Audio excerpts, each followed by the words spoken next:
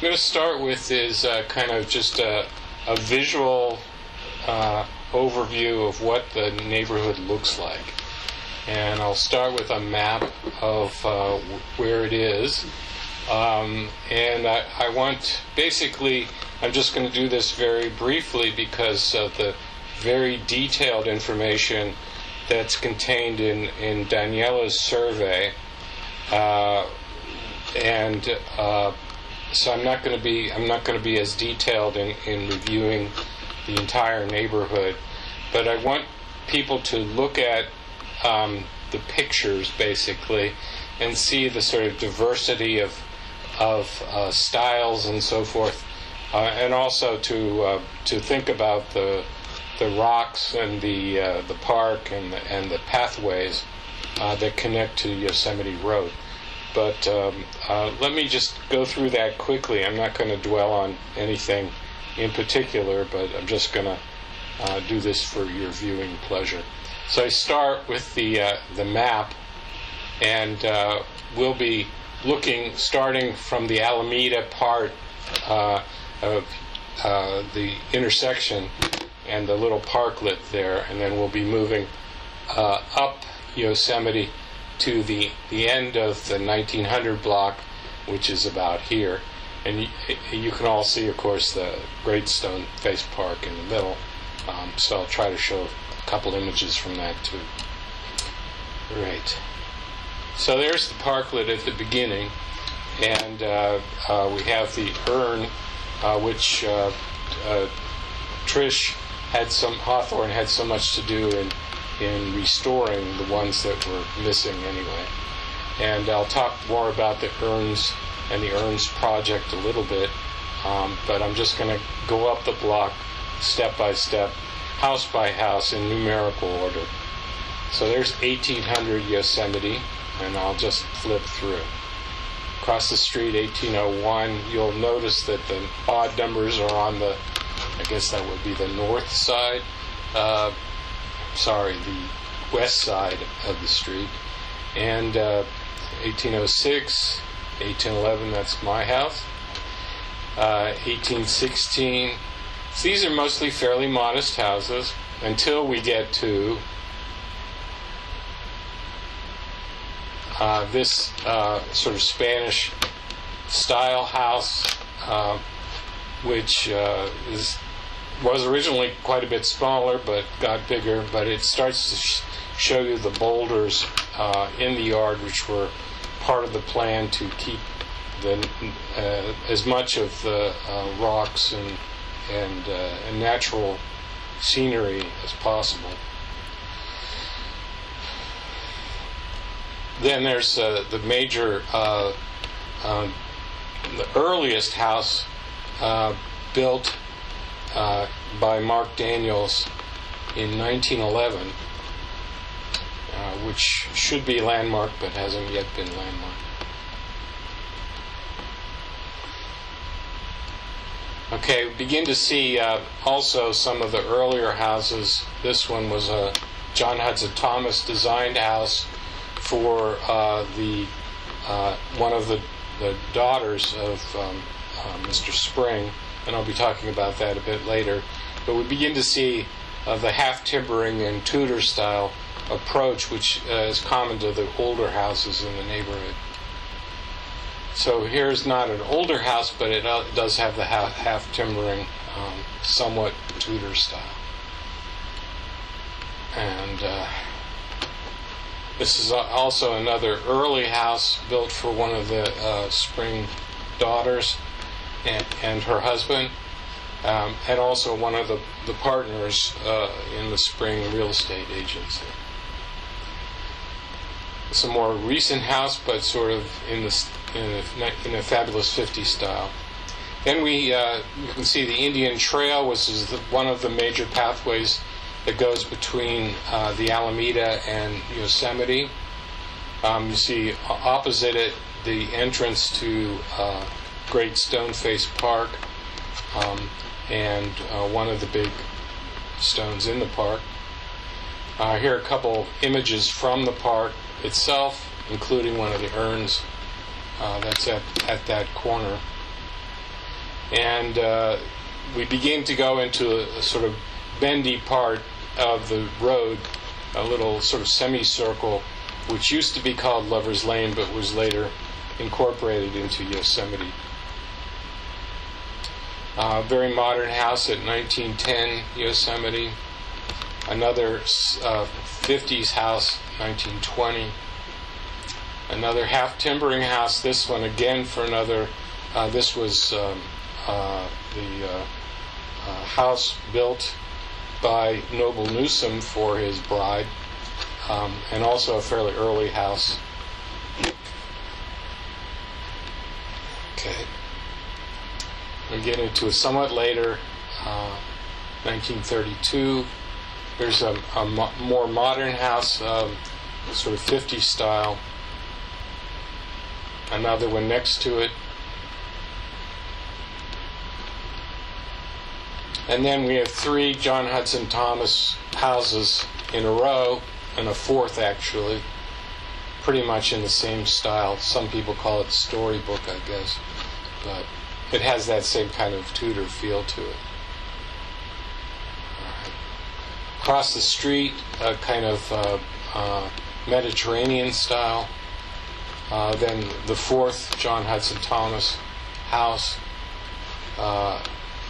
One of many spec houses, and I'll explain what a spec house is in a minute. Another one. Another Tudor style. And the very important house designed by Julia Morgan that Trish Hawthorne lives in and has documented and has been landmarked as a Berkeley landmark. Another Tudor style. This was another one designed by Noble Newsom and his brother or his partner. Designed by the builder in this case, with a very nice ceramic doorway. Another Tudor style. Again, Noble Newsom design. This is the Eby house. A couple of spec houses, Mediterranean style, getting towards the end of the block. Then a sort of 40s, 50s house. Another Mediterranean across the street. This is, I guess, supposed to be Dutch colonial style with a gambrel roof. And there's the Yosemite Steps, which is right next to that house, between it and the next house, which is this one. And then finally we end up with another parklet with an urn in it at the Arlington. So that's the scope of the neighborhood. And as I said before, what I want you to draw from that slideshow is basically some common themes like the Tudor style cross timbering, but generally speaking a diversity of styles and also diversity of income levels of the residents. So some of the grander houses were obviously owned by fairly wealthy individuals, but the more modest homes started something around $4,000 when they were built. So that's still a lot of money in 1920 terms, but still there was considerable diversity in price ranges across these 2 blocks. Okay, I'm going to switch to another presentation.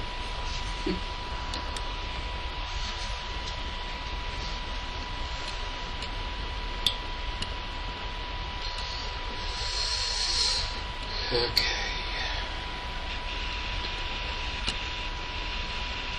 Fascinating to see the overview. Yeah, I thought that was helpful because it's kind of like a walking tour. You can see the neighborhood as an entire entity, and I think that helps to set the scene for somewhat more detailed view. Okay.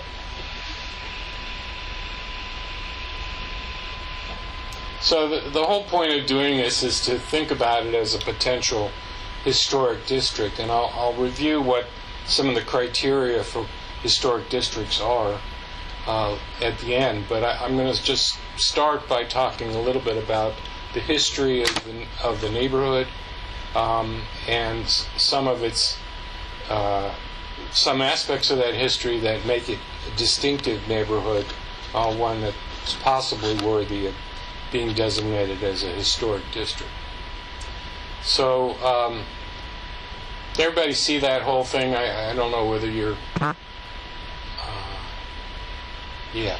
Yes, we can. It looks good. Okay, good. The neighborhood was developed after the 1906 earthquake. In fact, the property was purchased in 1906, immediately after the earthquake, by John Hopkins Spring. Somewhat later, regular commuting service was established to Berkeley. So I'll talk about that difference. But the purchase was in 1906. The first house was built in 1911 by Noble Newsom. By Mark Daniels.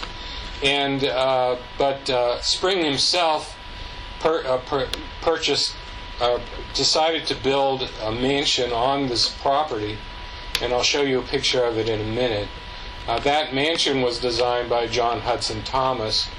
He also, fairly soon after he purchased the property, hired Mark Daniels as a landscape engineer to lay out the streets and the lots of the neighborhood. I think that was in 1910. And besides his own mansion, a few large houses were built. Some of them for his daughters. Partly he's had several marriages by this time, and I'll explain that in a bit. But most of the other lots were reserved for what we call spec houses, that is, houses that weren't necessarily architect designed or for a wealthy clientele, but nevertheless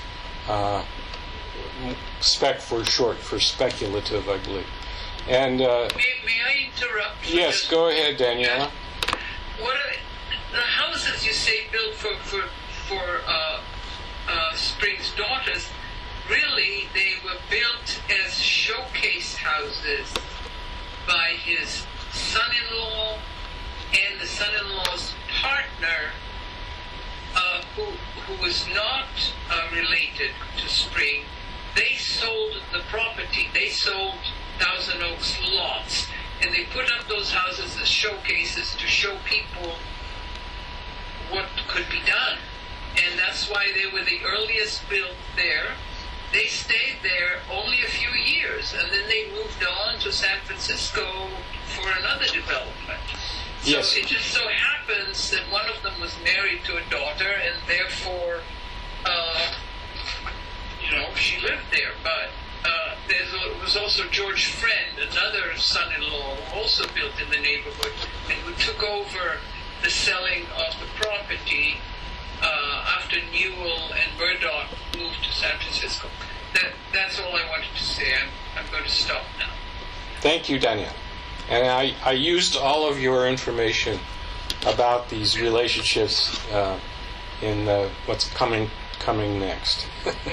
Okay, so in the 1920s, besides the 1923 fire, the key development a little bit before the fire was the establishment of rail lines and ferry lines that allowed people to get easily back and forth between Berkeley and San Francisco.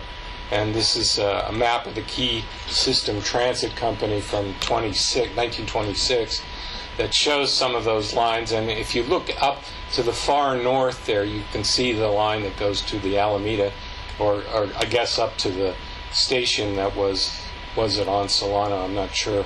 The other guys could inform me about that. And there's also a picture of the streetcar that ran on the Arlington that could have reached, obviously, this neighborhood and the rest of Thousand Oaks.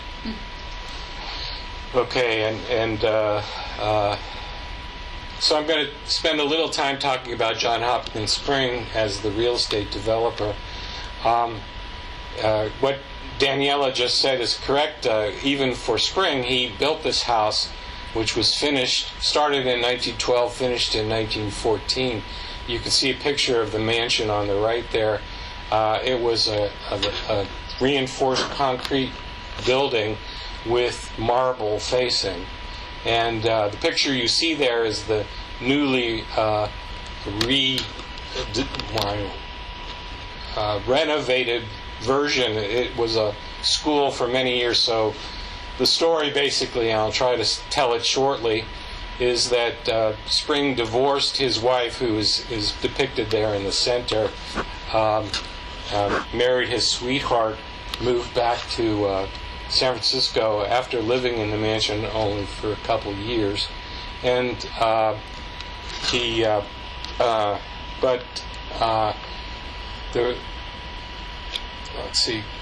as I said, after he divorced his wife, she lived there for a while, and then it became a school for girls, I believe, for many years until it finally was sold to another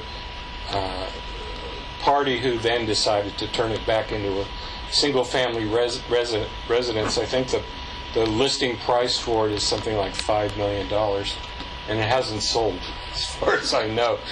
And it would be a very strange place to live in, but okay, I'll let that go.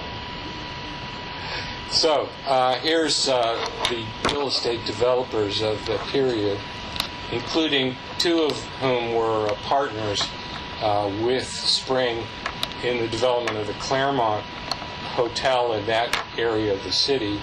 That's Francis Marion Borak Smith and Frank Havens. On the left is Duncan McDuffie, who built many of the other houses in Thousand Oaks and sold them. And then Louis Titus, who I think was also a partner in the Claremont area. But these were the guys who purchased the land and developed it as a kind of new commuting suburb for people who either were burned out of their places in San Francisco or decided later on to move to the suburbs. So here's an example of the ads that were produced to promote this new set of new neighborhood. And you can see it's already being called Thousand Oaks. There's the Newell Murdoch Company. And as Daniela has correctly pointed out, this Murdoch is not the same as the Murdoch who owned one of the houses on Yosemite. But Newell did own one of the houses on Yosemite, and he did marry one of the daughters. Sorry, one more thing. This Murdoch did have a house on Yosemite. The other Murdoch, which is spelled a little differently, was a son-in-law and did not live on Yosemite. Okay. I'm sorry, I got that wrong. Yeah, there are two Murdochs spelled a little differently, but Newell and Murdoch are the two who built houses side by side right there on Yosemite, the big ones. One of them designed by Jonathan Thomas. Yeah, okay. Okay, sorry, I got that wrong. So the pictures on the lower right are on the very lower right picture shows the first urns that were constructed before there were almost any houses in the neighborhood. And I'm going to have to move the block here so I can see better. Sorry. Okay. You can see actually the two houses I'll be talking about later up on the crest of that ridge there, that is Yosemite, or later to be called Yosemite. And you can see a very old, looks like 1920s car there on the right. But the urn theme was a part of the design to sort of attract people. Yeah, so Maxwell Parrish painting on the left there, called the Garden of Allah, was the inspiration for the shape of the urns. And that gave it a kind of Art Deco flavor, I guess. But then the picture in the middle is a picture prior to the development of the area that shows the live oaks and the rhyolite boulders, which the designer of the neighborhood, Mark Daniels, decided he wanted to keep. So I'm going to talk a little bit about Daniels in a minute. You notice that the sign there for Thousand Oaks, which was also a Newell in this case Hendricks sign, says it was a high-class restricted residence park. But it also says in there that the houses were quite affordable. So on the left, that Thousand Oaks placard basically suggests that parts of Berkeley have already been built up, so the only place for there to be new housing was north, and so that was a kind of ad to say this: if you want to get in on the Berkeley thing, then you better think about Thousand Oaks. Okay, here's pictures of Mark Daniels and his wife Frances. He divorced her also, by the way, and he didn't live very long in that house on Yosemite. Prior to this, he had been the landscape engineer for Yosemite National Park, I believe, and later on went to design other neighborhoods. He was inspired by John Galen Howard and Frederick Law Olmsted in emphasizing natural beauty, which is why the streets were laid out in a way that conformed to the hilly terrain. It preserved the large rocks and boulders on the site. And he probably had something to do with the creation of the Great Stone-Faced Park in the middle of the two blocks. His own honeymoon cottage was at 1864 Yosemite, built in 1911 for himself and his wife. And here's a picture of that house. The one on the right is the one taken many years ago, I think, by Daniela. The one on the left shows that the vegetation has built up quite a bit, but it also shows one of the huge boulders that is on the left. The style here is chalet style. A.W. Smith was the architect, but Daniels himself designed the landscaping originally. Now again, with Daniela's provisos, I'm going to talk about the three honeymoon cottages. And they may very well, the two at least, were built as part of the promotion. That is the Noble Newsom house and the Newell house. But in any case, these three people, Noble Newsom, Robert Newell, and George Fenn, married spring daughters. In each case, Noble married Anne, Robert married Frances, and George, who was a vaudeville actor, married Gertrude. Apparently, Fenn did not approve of that marriage, but apparently he forgave them eventually. So two of these houses are on Yosemite. The Newell house is at 1890, and the Newsom house is at 1924. The Friend house is on Santa Clara, which is just across the way at the corner of Santa Clara and Thousand Oaks Boulevard. But you can see the two of them were Tudor style. The other one was a different design. So this chart, this table summarizes most of the houses that were architect designed on the 2 blocks of Yosemite. At 1962, a house built by Julia Morgan, 5 houses built by John Hudson Thomas, including the ones we already saw in the overview. A.W. Smith was the designer of the Daniels house. Sidney and Noble Newsom's firm designed 3 of the houses on the neighborhood. One was designed by William Stylberg. That should be Walter Stylberg. Oh, I'm sorry. Really? His name is not William. Oh, okay. I'll correct that. Thank you. Thanks. And one was designed by William Knowles, and the modern house on Upper Yosemite was designed by Clarence Tantow Jr. I haven't included all the architect design houses, but I will do that in later versions. So here's, in many ways, the most beautiful in some ways, the one designed by Julia Morgan. That's a black and white picture, is from some years after it was constructed in 1923. As it says below, it was designated as a Berkeley landmark in 2002, and the lower right picture is a more recent photo of the house. These are 4 of the John Hudson Thomas houses that were built basically all in a row: 1941, 43, 45, and 47.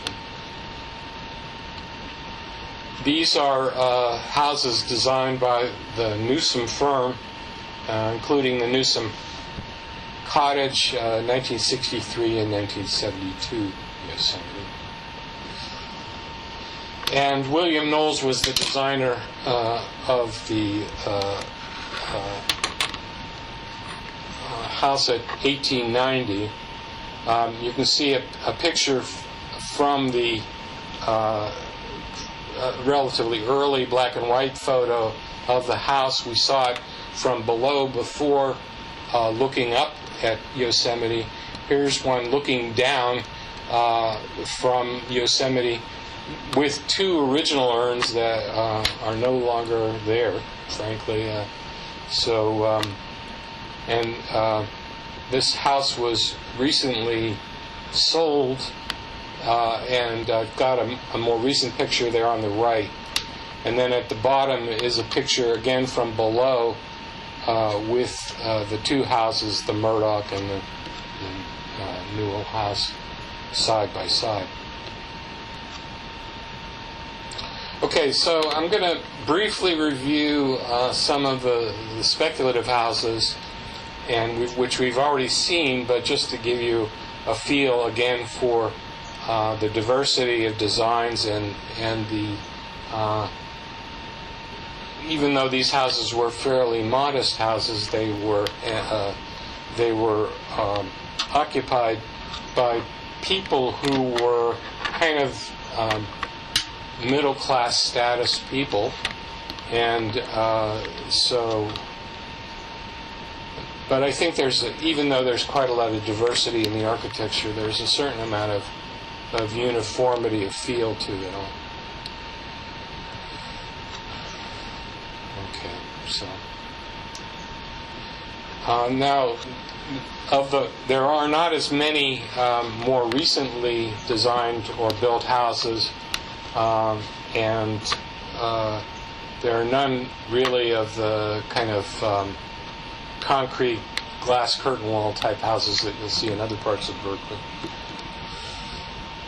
Okay, I want to turn now to emphasize the beauty of the area, and particularly the return to the urns and the rocks theme. And I've got 2 pictures in the middle of the boulders in Great Stone Face Park, and a picture of the view looking down Yosemite towards Mount Tamalpais, which I think sort of shows the attempt to take advantage of whatever natural beauty existed in the neighborhood. So the people who were the initial owners of these properties were either retail merchants or engineers of various kinds. And so a good example would be Henry Hink, who was a manager of one of the departments at the Hink department store in downtown Berkeley. Another was manager of the Hales department store, Watson Sayers, in 1967. You had 4 engineers on the list here: Harry Holbrook, Wallace McGregor, who owned the Julia Morgan House, and Robert Fisher and Mark Daniels himself. So this is just, again, to emphasize the point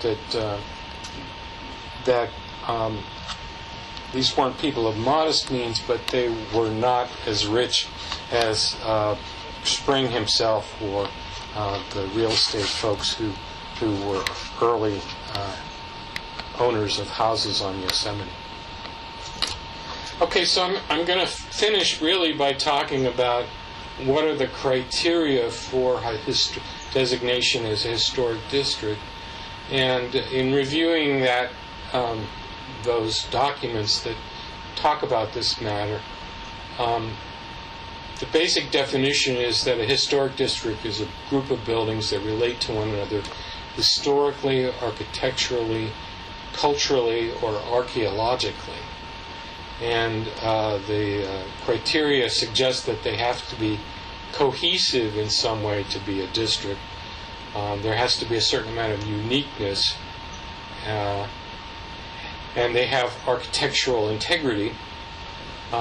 We have examples of historic districts in Berkeley of La Loma, Panoramic Way, and the Civic Center. So the question is, can the case be made here for the 2 blocks of Yosemite as a historic district? And I think you can. I don't think we're all the way there yet, but there is a certain amount of cohesion. It certainly is a unique neighborhood.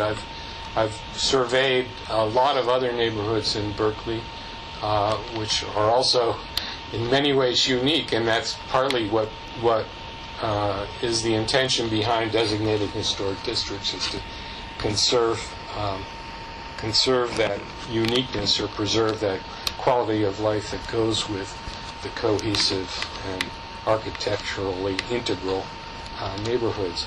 So I'm just going to end there and see what kinds of feedback you guys want to give us. So the idea of doing this was to sort of rehearse it prior to educating our neighbors who have to approve of an application for historic district status. And so this is kind of a trial run, and I thank you for listening. Well, thank you so much, Jeff. You have a question, Margareta? Yeah. Yes, I have a quick question. Thank you for that presentation. That was very informative. Were the mid-century modern buildings, were they infill on gardens of other properties, or were they replacements for buildings that had been razed or burned? There were very few replacements. There have been quite a few modifications. And Daniela could speak to that probably better than I can, but I know there's one rental house that was modified considerably. There were additions added to several of the houses. I don't think the plots have changed from the original plotting. So the original plots are pretty much the same as the ones that exist today. The mid-century modern houses were built on lots that had been built on before because they were difficult to build on. They were sort of elevated from the street, not easy to get to. Okay, that makes sense. In fact, reason I asked- one of those modern houses has a giant monolith, a low-lying one, right in front of the front door. So to give you an idea, and it's way up on a hill, so it gives you an idea of the extreme building conditions for that particular house. That's interesting because in my neighborhood, the 3 mid-century modern buildings, all of which are very ambitious, were built on the gardens of the properties next door. Yeah, my guess is there was nothing there because of the topography. Right. This was so fascinating, Jeffrey. I thought you did an excellent job. And I think I like how you, took the different architects and just showed the houses specific to those architects after the overview. It just helped for me to get familiar with those different designs. And I think you're right. I think that there is a continuity, even though they're so different. It feels like, the early suburb where you give people options. There's just something. But any other questions or comments that people would like to make?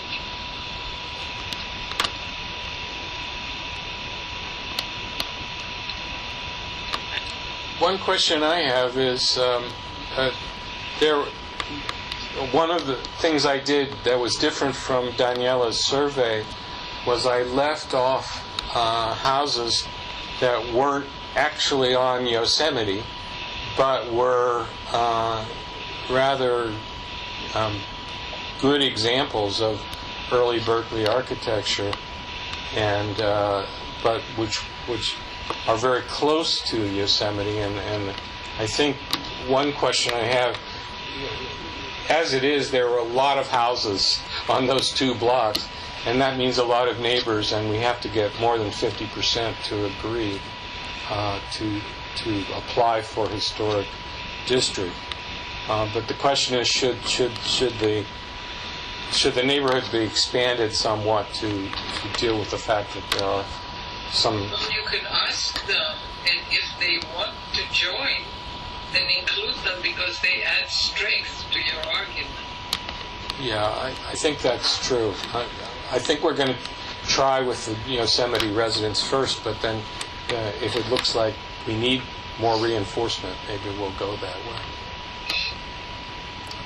Do you have you thought of how you might... Oh, Charles, you had something? Yeah, I have a question. I understand that the Great Stoneface Park was built, or one of the original reasons it was preserved was because it's an Indian burial ground.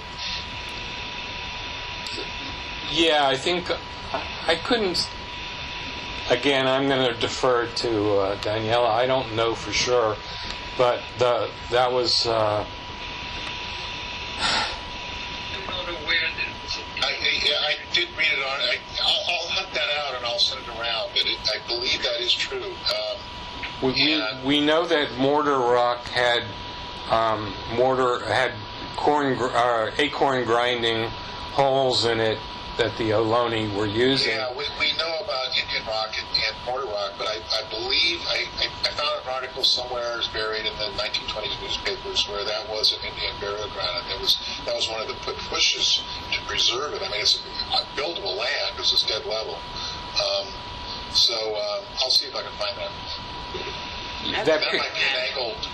Charles, that picture that they used in the promotion, yeah, which showed just the rocks and the live oaks, I think it does say it was an Indian burial ground. Yeah, and I think that's true, yeah.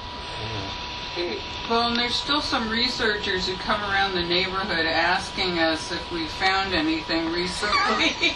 Yeah, guys looking for arrowheads. So I think, we need to do a little more research to check that out.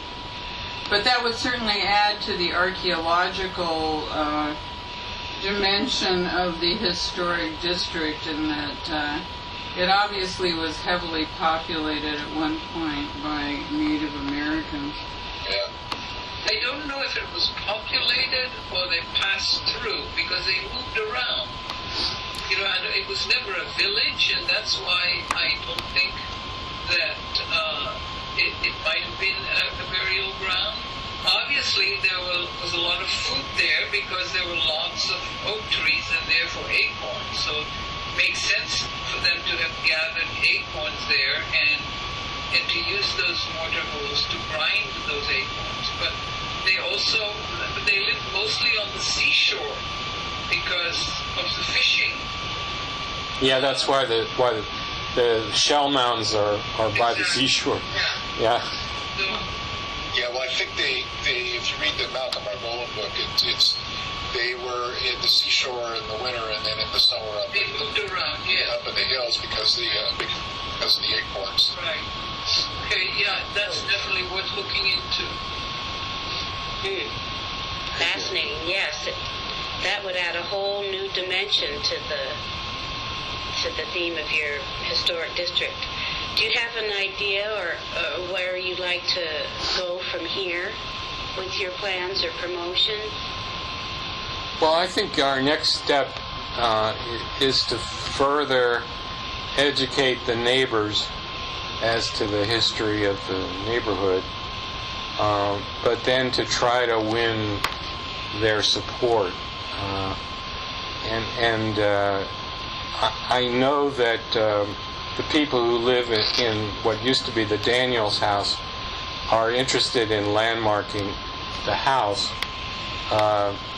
especially if they could use the Mills Act provisions to improve the property. But it's already been improved internally quite a bit. The owner of our house, what was his name? Yeah, Michael McCutcheon did a lot of the renovations of houses on the street, including that house, and did a very nice job. But he was pretty careful about preserving the exterior, as you have to if you landmark a building. Very good. I'm just going to say, Jeffy, I really appreciate your presentation and all the work that you put into it. It was very, very informative, very, very nicely done. Thank you. Oh, okay. No, and I owe a huge debt to Daniela and to Trish. Trish is the first person that I heard present this history. She did it much better than I did. But and Daniela, amazingly deep research. Yes. And deep knowledge. That's for sure. That's for sure. It would have been impossible to do it. Well, thank you so much.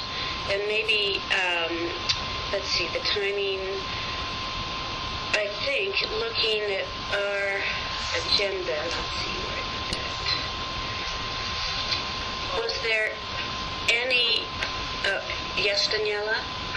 Well, it's just that here I find that, Baja had a house tour in that area, in this area, in 2007, and I'm just looking at the newsletter, an article about it, and here it is. It says Great Stone Face, which became the centerpiece of the park, and has reminded us of the fact that this had been an old Indian burial ground.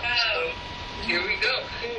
But still, I mean, we need to find the source for this, right?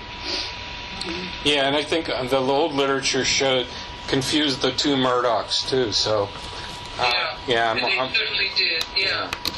Which you did a great job, a detective job in. Well, thank you so much. And let's see, our timing, supposedly we have 5 more minutes. Uh-oh, where's everybody? We're here. All of a sudden I don't see anybody. What happened here? We're all here. Oh, there it is. Okay, I must have touched something. Scared me. All right. Was there anything you wish to add Margaretta, any update on? What I'm up to. And it gives us insight into,